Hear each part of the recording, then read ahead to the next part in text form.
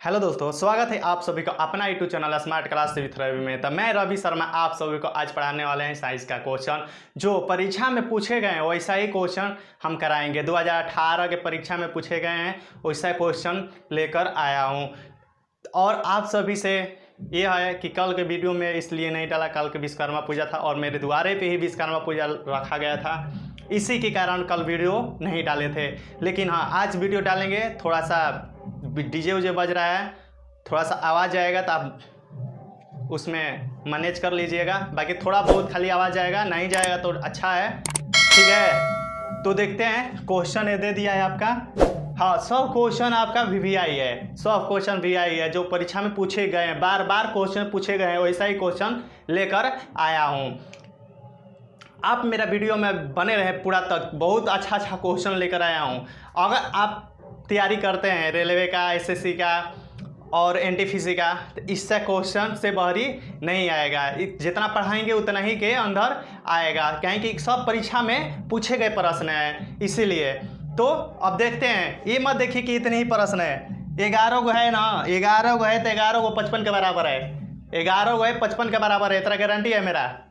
इसमें 55 गो क्वेश्चन है, 11 गो मत देखिए, 55 गो क्वेश्चन कराएंगे। आप सामने देखिए तो रहिए, सबका निचोड़ हम करके बताएंगे आपको, ठीक है। आते हैं अपने वीडियो की ओर और देखते हैं। जैसे कि देखिए, दे दिया आपका एक लेंस की फोकस लंबाई 50 सेंटीमीटर है, तो इसका पावर कितना होगा। एक लेंस की फोकस लंबाई 50 सेंटीमीटर है तो इसका पावर कितना होगा। इसका पावर होता है 2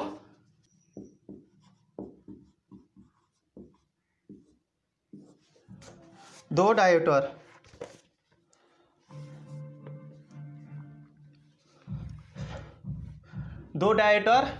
इसका आंसर होता है।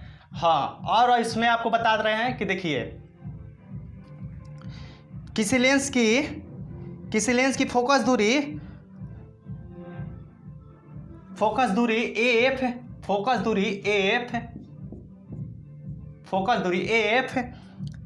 एफ मीटर हो तो इसकी क्षमता कितना होगा। तो आप क्षमता निकालेंगे, लेंस की क्षमता बराबर होता है आपका P बराबर 1/4 P बराबर 1/f। ये होता है लेंस की क्षमता होता है। और आप लेंस की देखिए, अब लेंस की हो गई तो लेंस की एसआई मात्रक, लेंस की फोकस का एसआई मात्रक क्या होता है।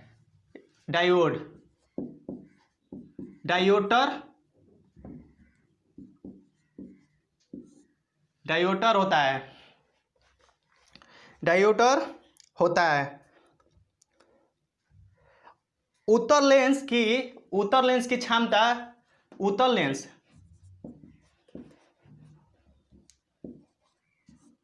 लेंस की क्षमता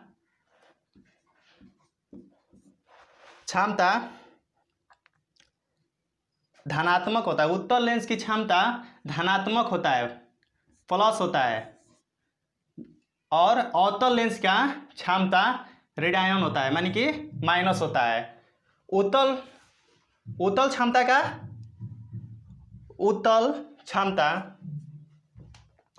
लेंस की क्षमता पूछेगा तो हो जाएगा आपका धनायन, और अवतल लेंस पूछेगा तो हो जाएगा ऋणात्मक। टी हो गया आपका, ठीक है। और होता है आपका सूत्र, लेंस की फोकस दूरी का सूत्र आप जानते हैं क्या होता है। देखिए, हो जाएगा आपका 1/f f1 प्लस f2। ये होता है लेंस की क्षमता की दूरी का सूत्र, लेंस की फोकस दूरी का सूत्र ये होता है। तो देखिए, इसमें क्वेश्चन कब हो गया, 1 2 3 4 5 गो क्वेश्चन हुआ ना, एक प्रश्न में 5 गो हुआ। हाँ, इसका निचोड़ आपको सबको बता देंगे। इसका पहले एक प्रश्न का निचोड़ बता दीजिए जिसने, अब आपको दिक्कत नहीं होगा। एक प्रश्न में आपको 5 गो उत्तर करा दिए। वैसे ही देखिए अगला क्वेश्चन देखते हैं। आप 11 को मत देखिए, 11 को है तो इसका जवाब दे के देखिए 6 को, तो मानेंगे। ठीक हो गया आपका। अब देखिए फिटकिरी, फिटकिरी का एक उदाहरण दीजिए, फिटकिरी का एक उदाहरण दीजिए। फिटकिरी का उदाहरण एक दीजिए तो होता है आपका दीवक लवण।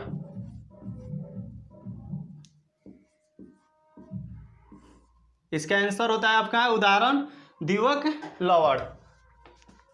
ठीक है, तो और आपसे पूछेगा फिटकिरी का सूत्र, फिटकिरी का अणु सूत्र क्या होता है? फिटकिरी का अणु सूत्र क्या होता है?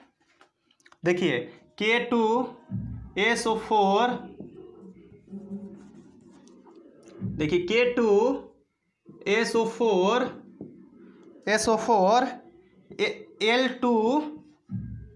L2 और होता है आपका SO4 का होल ट्वाइस 3 और 24 H2O ये होता है आपका फिटकिरी का सूत्र। फिटकिरी का यह सूत्र होता है। तो हो गया आपका। अब इसमें आपको पूछ देगा, हाँ फिटकिरी, फिटकिरी को किसका क्या चीज में उपयोग किया जाता है? फिटकिरी को जल शुद्ध करने में किया जाता है, फिटकिरी को जल को शुद्ध करने में उपयोग किया जाता है। और ये कपड़ा और कपड़ा रंगाई में भी इसका काम आता है। फिटकिरी का कपड़ा रंगाई में भी इसका काम आता है। और फिटकिरी सोडियम क्लोराइड को साधारण नमक भी कहा जाता है। सोडियम क्लोराइड को साधारण नमक भी कहा जाता है। सोडियम क्लोराइड को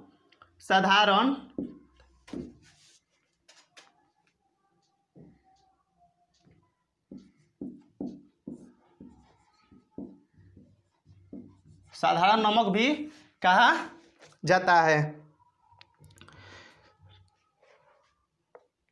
ठीक हो गया आपका।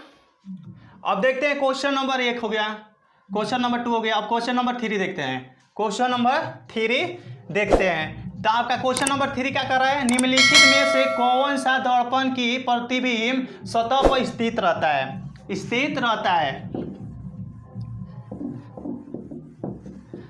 निम्नलिखित में से कौन सा दर्पण की प्रतिबिंब सतह पर स्थित रहता है? ये हो गया आपका तीसरा क्वेश्चन। तो इसको आप कैसे बनाएंगे वो देखिए। तो इसका होता है प्रतिबिंब सतह पर स्थित रहता है,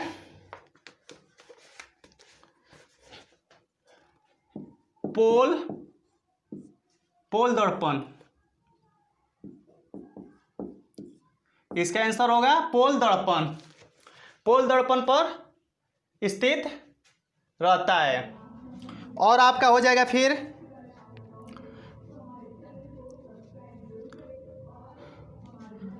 पोल दर्पण हो जाएगा। अब देखते हैं क्वेश्चन नंबर 4। अब क्वेश्चन नंबर 4 देखते हैं।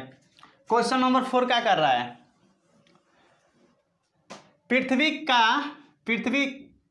का द्रव्यमान कितना होता है? पृथ्वी का द्रव्यमान कितना होता है ये आपसे पूछ रहा है। तो इसको आप कैसे बनाएंगे वो देखिए। हाँ, लेकिन मेरा वीडियो आप शुरू से लास्ट तक देखेंगे तो अभी समझ में आएगा। कहेंगे देख ही रहे हैं कि एक प्रश्न में कितना क्वेश्चन करा रहे हैं, आंसर दिखा रहे हैं। 5 गो आपका एक के वाले 5 गो या 6 गो हो जाएगा और डाउट भी नहीं रहेगा। कहें कि एक खाली में आप देख ही रहे हैं आपके सामने ही। हाँ, मेरा वीडियो आप शुरू से लास्ट तक देखेंगे तभी समझ में आएगा। कहेंगे लास्ट के वीडियो में आपको बहुत कुछ बताने वाले हैं, बेसिक। ठीक है, तो आइए देखते हैं क्वेश्चन नंबर 4। पृथ्वी का द्रव्यमान कितना होता है? 6 गुणे 10 के पावर 24 किलोग्राम।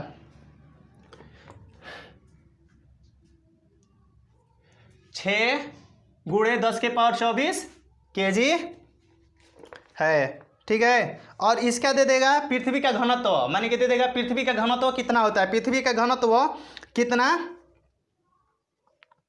कितना होता है। तो आप पृथ्वी का घनत्व 5.52 ग्राम ई होता है पृथ्वी का घनत्व। और आपसे एक और बात पूछेगा, इसको आप पॉइंट माने पूछेगा 6 कैसे, तो देखिए आपका होता है 5.97276 10 के power 24। Hey there. Subscribe to my channel. And ये भी also press this हो bell सकता है icon. या ये भी हो सकता है। ऑप्शन में आपका ये भी देगा इतना, इतना भी आपको दे देगा। ऑप्शन में ये भी होता है, ये भी होगा तो भी सही होगा, और इतना भी होगा तो भी आपका आंसर सही होगा। तो ये हो गया आपका। और आपसे अब पूछेगा इसमें, पृथ्वी को नीला ग्रह भी कहा जाता है। हाँ, पृथ्वी को नीला ग्रह भी कहा जाता है, पृथ्वी को नीला ग्रह भी कहा जाता है। नीला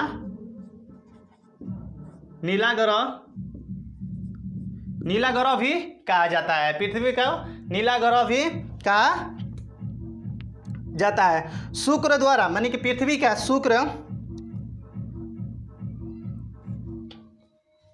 शुक्र का द्रव्यमान, माने कि पृथ्वी से शुक्र का द्रव्यमान दूरी कितना होता है, द्रव्यमान कितना होता है, तो होता है आपका 0.515 सॉरी 0.815 गुना ये होता है आपका शुक्र का द्रव्यमान और पृथ्वी का द्रव्यमान का। और शुक्र का घनत्व पूछेगा आपका, शुक्र का घनत्व होता है आपका 5.2 ग्राम, 5.2 ग्राम होता है शुक्र का द्रव्यमान। शुक्र एक ग्रह है, आपको पता होगा।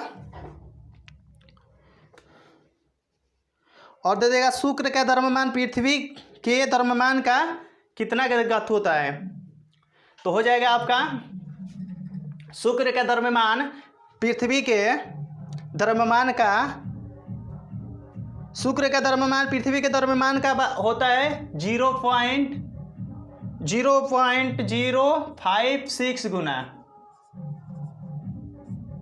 ये हो जाएगा। आपको स्क्रीनशॉट लेना है तो वीडियो रोककर स्क्रीनशॉट ले ले। देखिए इसमें कितना प्रश्न हुआ, 1 2 उत्तर हुआ 1 2 3 4 5 6 7, इसमें 7 हो गया। अब बताइए इसका कोई भी कुछ पूछेगा आपसे तो क्या हो जाएगा, पूछेगा पृथ्वी का द्रव्यमान कितना होता है, तो 6 × 10 के पावर 24 kg। और आपसे फिर पूछेगा फिर शुक्र का द्रव्यमान और पृथ्वी का द्रव्यमान कितना गुना बड़ा होता है, तो हो जाएगा आपका 0.056, ठीक है। और पूछेगा पृथ्वी आपका। तो अब देखते हैं क्वेश्चन नंबर 5 आप सभी को बताते हैं। आपको 11 गो प्रश्न में आपको नहीं उतना ही 70 गो प्रश्न करा देंगे, 70 गो का आंसर देंगे 11 गो प्रश्न में। आप देखिए रहे हैं, तो ये हो गया आपका 4। अब 5 देखेंगे। सफेद फास्फोरस को किस में संग्रहित किया जाता है, सफेद फास्फोरस को किस में संग्रहित किया जाता है,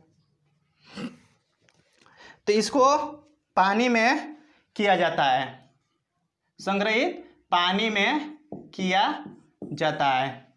सफेद फास्फोरस को पानी में संग्रहित किया जाता है।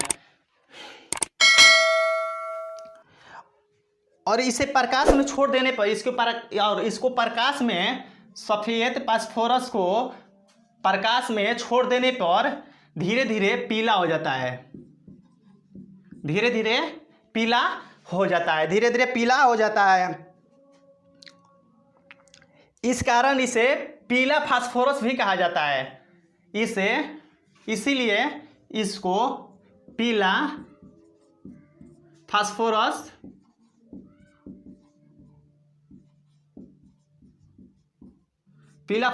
भी कहा जाता है, पीला फास्फोरस भी कहा जाता है।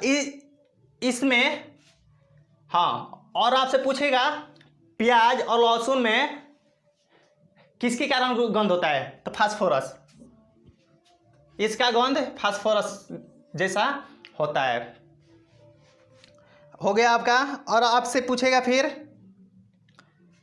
सफेद फास्फोरस का अणु सूत्र, सफेद फास्फोरस का अणु सूत्र, सफेद फास्फोरस का अणु सूत्र होता है P4 आपका होगा P4। ये हो गया आपका। अब क्वेश्चन नंबर 6 देखते हैं। क्वेश्चन नंबर 6 देखते हैं। आपको पूरे रहे एकदम इसको जड़ से उखाड़ फेंकेंगे, जड़ से एकदम उखाड़ फेंकेंगे कि कहाँ से दिया है और कहाँ कह रहा है। इसका जड़ जो कहता है ना, जड़ से लेके फुनगी तक आपको बता देंगे, ठीक है। तो देखिए ये हो जाएगा आपका कौन एक क्षार धातु है, कौन एक क्षार धातु है, कौन एक आपका क्षार धातु है। तो हो जाएगा आपका सोडियम एक क्षार धातु है, सोडियम क्षार धातु होता है। और सोडियम चांदी समान सफेद धातु है, सफेद सोडियम धातु सफेद धातु है, सोडियम चांदी के समान सफेद धातु है।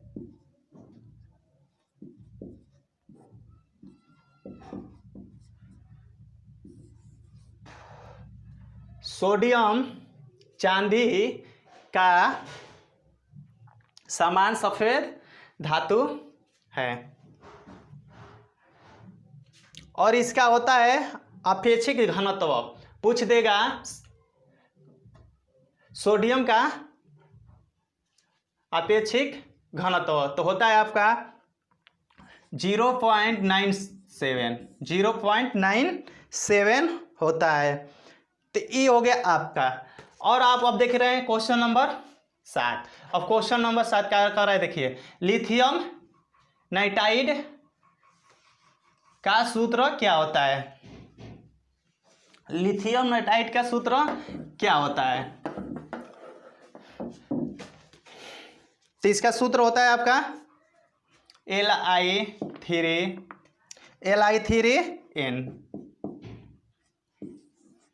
ये होता है आपका सूत्र। लिथियम नाइट्राइड का सूत्र होता है आपका Li3n। और इसका होता है कैल्शियम साइनाइड, इसका नाम होता है कैल्शियम साइनाइड का सूत्र होता है आपका CaCN3।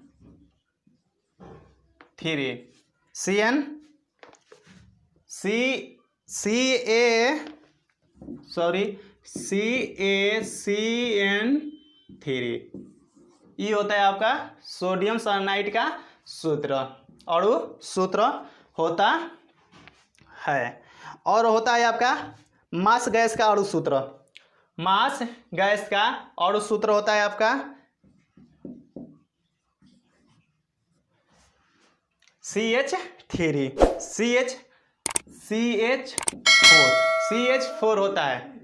और क्लोरोफॉर्म दे देगा, उसका रासायनिक सूत्र होता है क्रोमोफॉर्म का रासायनिक सूत्र होता है CHCl3। ये होता है आपका क्लोरोफॉर्म का रासायनिक सूत्र।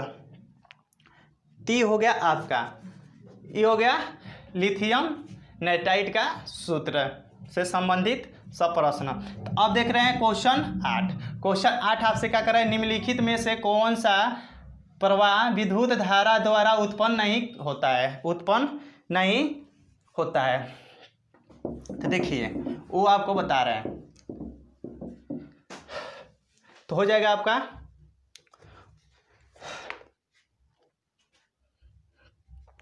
संचुलन प्रवाह, हो जाएगा आपका निम्नलिखित में से कौन सा प्रवाह विद्युत धारा द्वारा उत्पन्न नहीं होता है। संचुलन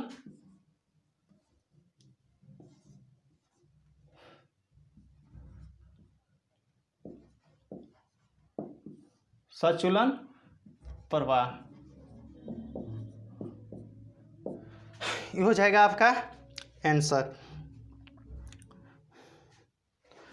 अब देखते हैं क्वेश्चन नंबर 9। क्वेश्चन नंबर 9 क्या कह रहा है आपका, कौन सा तत्व में दो कक्ष होते हैं जो पूर्ण रूप से भरे होते हैं। कौन सा तत्व में दो कक्ष होते हैं जो पूर्ण रूप से भरे होते हैं, पूर्ण रूप से भरे होते हैं, पूर्ण रूप से भरे होते हैं। तो हो जाएगा आपका NE आपका पूर्ण रूप से भरा होता है। इसको बोलते हैं, इसका नाम होता है आपका नियॉन।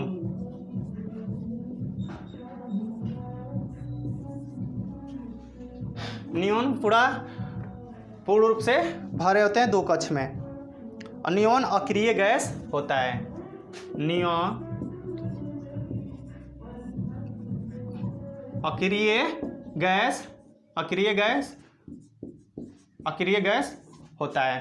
तो ये हो गया क्वेश्चन नंबर 9। अब क्वेश्चन नंबर 10 अब देखिए। क्वेश्चन नंबर 10 क्या कह रहा है, कौन सा धातु का उपयोग इलेक्ट्रॉनिक बल्ब में फिलामेंट बनाने के लिए किया जाता है। कौन सा धातु का उपयोग इलेक्ट्रॉनिक बल्ब के फिलामेंट बनाने के लिए किया जाता है। वो देखिए किस में किया जाता है, आपको नहीं पता है तो हम बता रहे हैं। यदि पता होगा तो आप कमेंट करके हमको बता सकते हैं। होता है आपका टंगस्टन।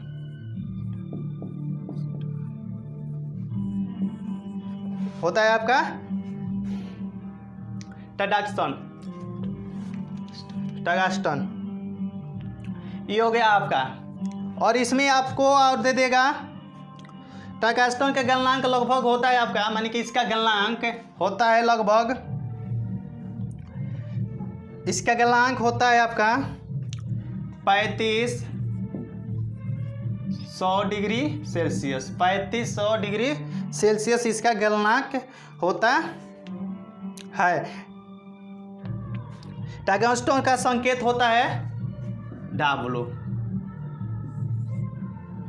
बड़ा W कैपिटल होता है इसका संकेत। तो हो गया। आप देख रहे हैं क्वेश्चन नंबर 11। क्वेश्चन नंबर 11 क्या कह रहा है, इथेन में प्रत्येक कार्बन परमाणु किससे बंधे होते हैं। किससे बंधे होते, कितने बंधन से बंधे होते हैं। तो चार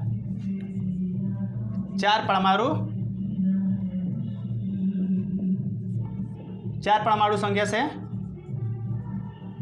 बंधा होता है। 4 परमाणु संख्या से बंधा होता है।